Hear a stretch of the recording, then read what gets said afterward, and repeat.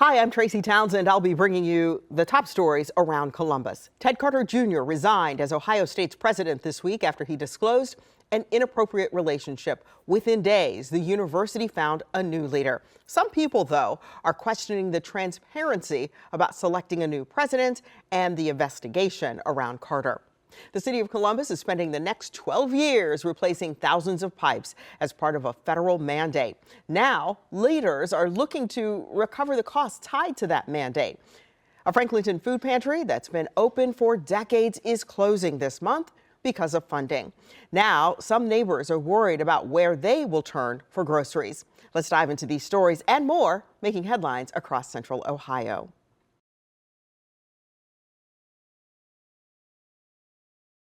I will say I was definitely surprised. OSU's been in the news for all the wrong reasons recently. Students and professors alike disappointed by the news of Ohio State University President Ted Carter Jr.'s resignation after the university released a statement claiming he admitted to an inappropriate relationship. I'm very troubled and very concerned about what may have conspired because we truly haven't heard any details. We're kind of used to this revolving door of leadership, and that's kind of troubling. Carter officially became president 2 years ago in January of 2024. Some students and staff feel that selection process to find a new president wasn't inclusive or transparent to the broader OSU community. We're concerned that that kind of lack of transparency is going to happen again. There's different ways to do this that really gives the community a sense that we were part of this process and that the best practices are being followed.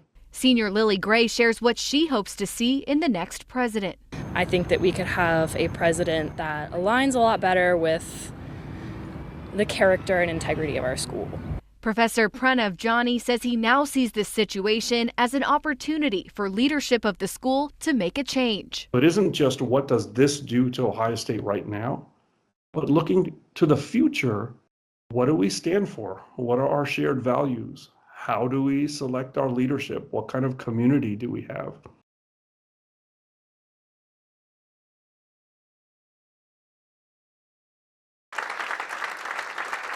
By unanimous vote, the Ohio State Board of Trustees voted to approve the 18th president in university history. The choice, Ravi Belakonda, raised eyebrows with the American Association of University Professors, who believe the transition of power should have included a national search. The Board of Trustees defended the selection process. And there was no consultation with faculty, staff, and students. And our AAUP petition gained, we just dropped it 2 days ago, it gained over 700 signatures asking for such a process. He is a known quantity within the faculty, within the staff, within the student body. And from everything we've seen, and trustees who've been here the entire time that Ravi's been here, it was very apparent that this guy is ready, not only ready for the job, but supremely qualified.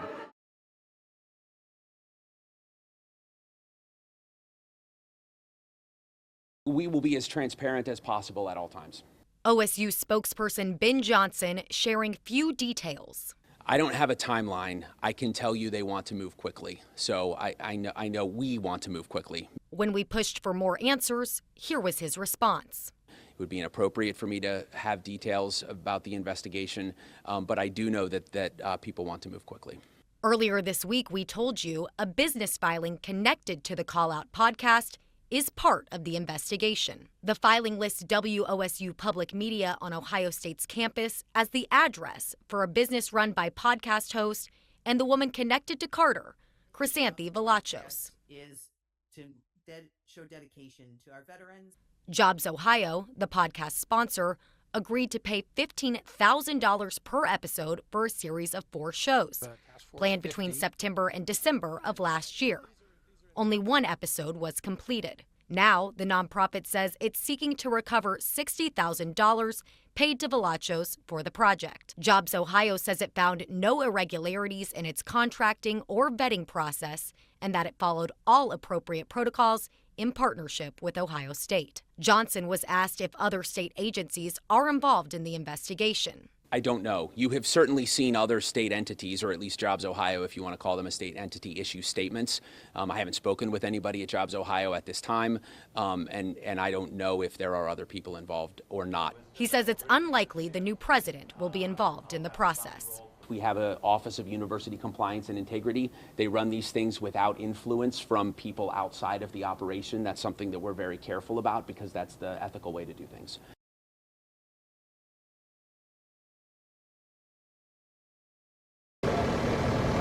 The city of Columbus is at the start of a 12-year journey to replace more than 50,000 lead or galvanized pipes as part of a federal mandate. In the short term, it will cost people some parking and disrupted service. But according to this newly filed lawsuit, in the long run, this project will cost Columbus taxpayers an estimated $1.2 billion. About a year or so ago. And to get that money back, the city attorney, Zach Klein, is now suing 7 companies. According to that suit, they're all connected to making or selling those pipes to the city. And if there's a way to hold the lead pipe manufacturing companies accountable and we can recoup that money so that we don't have to pass it on to the ratepayers, then sign me up. And Klein says the suit hinges on this main claim. And what those manufacturers knew at the time and maybe concealed from cities like Columbus when they're selling their product to us is that they knew it was dangerous. According to that suit, the city attorney's office hopes to create an abatement fund if they're awarded any money as a result. We're going to be very aggressive in this case, and that every dollar we recover is one less dollar a ratepayer has to pay. We've contacted all of the companies named in that lawsuit for comment. So far, several of them have told us they don't comment on active litigation, and the others we're still waiting to hear back from. In Columbus, Rochelle Aline, 10 TV News.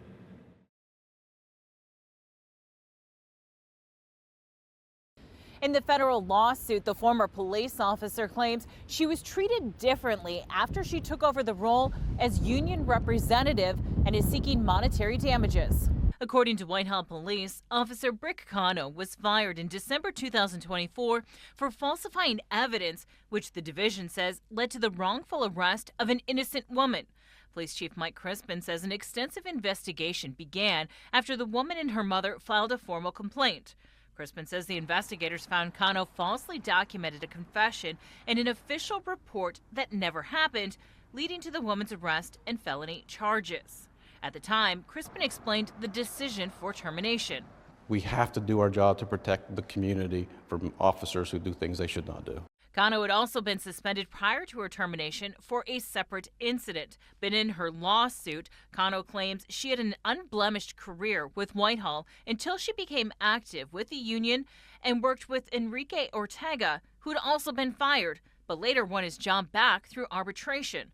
The lawsuit alleges Cano started having adverse interactions with division leadership after she created a presentation for Whitehall Mayor Michael Bivens about officer concerns with the division. In a statement, Cano's attorney said Officer Cano was targeted by the administration because she was a female and because she dared to stand up for other officers when she represented them as a union grievance chairperson. I reached out to the police chief and the city attorney and asked for an interview. The city attorney responded saying they have not been served yet, and he has no comment. In Whitehall, Lacey Crisp, 10 TV News.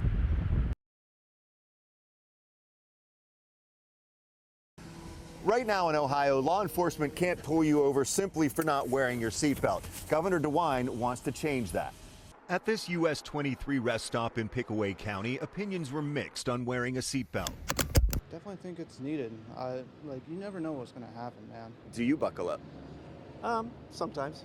Governor Mike DeWine wants everyone to buckle up all the time. We now have another opportunity, a great opportunity to save lives. In his State of the State address, he called on the General Assembly to enact a primary seatbelt law. The 12% of the people in Ohio who don't wear seatbelts, though, represent more than 60% of those killed in car crashes. The Ohio State Highway Patrol Safety Belt Dashboard shows more than 2,500 people not wearing seatbelts died in crashes between 2021 and this week, making up 62% of all crash-related deaths. Republican leaders are skeptical if a new law would make those other 12% buckle up and raise this concern. To what extent is this going to be used in a manner that may be targeting individuals? Two drivers from Michigan say they disagree with their state's primary seatbelt law. Helmet usage is not a primary on motorcycles, so why seatbelts? I mean, I can see speeding and all this stuff because you can affect other people, but whether, you're wearing your seatbelt or not doesn't affect other drivers on the road.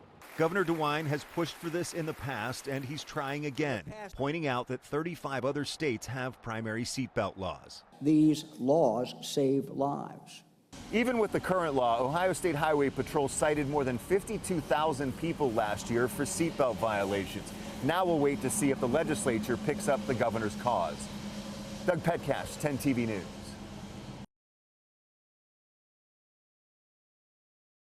Gladden Food Pantry feeds about 15,000 residents each year, but there's only about 3 weeks left that they can fill these boxes. Families that come together so they can survive. But they will stock that shelf with bread. Now, leaders say the nonprofit can't afford to keep it going. It's a great impact on the community that we've been able to have. We just are currently no longer able to do it because of the financial lift. It costs about $188,000 a year to run the pantry. Brunn says they tried for years to avoid this outcome. Nobody wants to. I mean, there's tons of things in the community we would love to do, but when they cost money, you have to pick and choose and see which ones are core to the mission of Gladden. The nonprofit now shifting resources to uphold other programs. We do about 24,000 meals a year for the youth that are in our program. That food security piece, that program will still continue. Still, for many, it leaves a hole in this community. The only other food pantries are Norton Road or out on Harrisburg Pike. And most of the people around here do not have transportation. One resident says the impact could be devastating. Are people going to go hungry? I say they will, because without the resources to get food, what are they going to do? But go hungry and starve. His message to local leaders? The community really needs it. If they don't have it, they're going to end up dying off and moving away. If I could come up with a way to fund it, I would. I don't have that resource, but I wish somebody would step up and do it.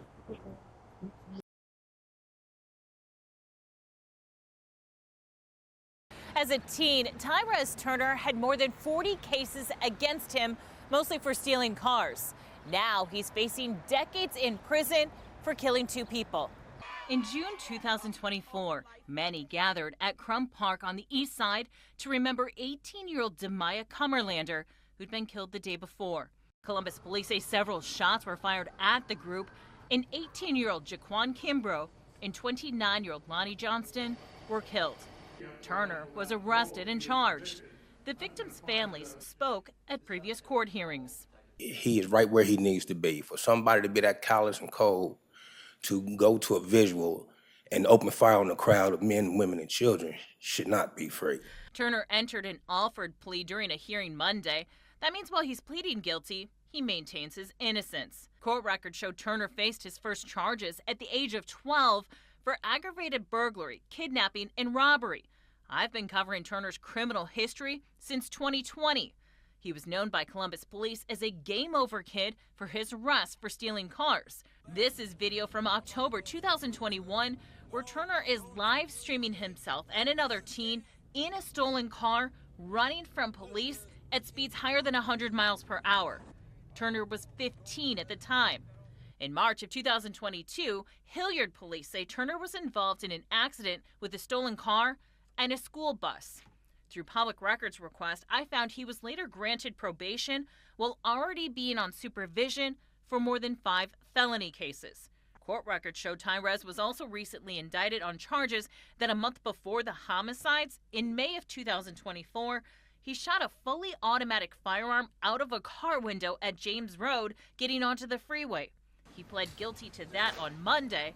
That sentence will run concurrent as the murder case. And Columbus police are still investigating the homicides at Crum Park. They're still looking for 2 people. Turner will be sentenced on April 23rd. In Columbus, Lacey Crisp, 10 TV News.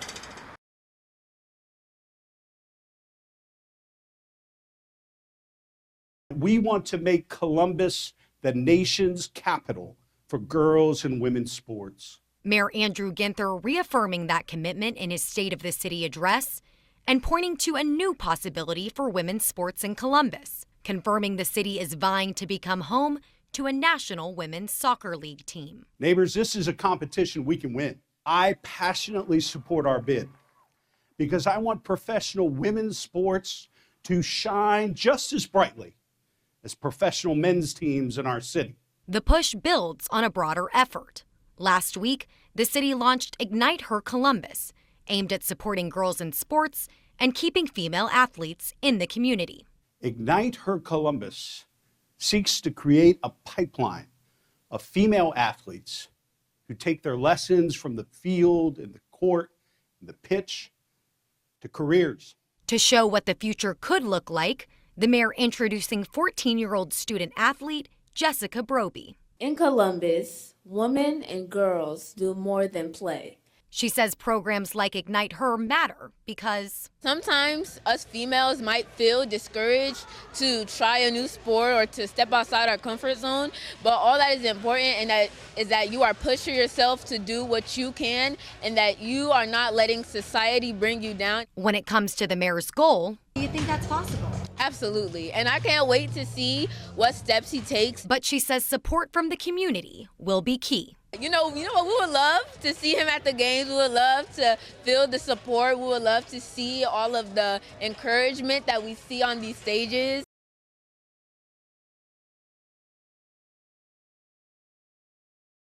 The governor of the state of Ohio, Mike DeWine. Governor DeWine entered the House chambers to a standing ovation that lasted several minutes.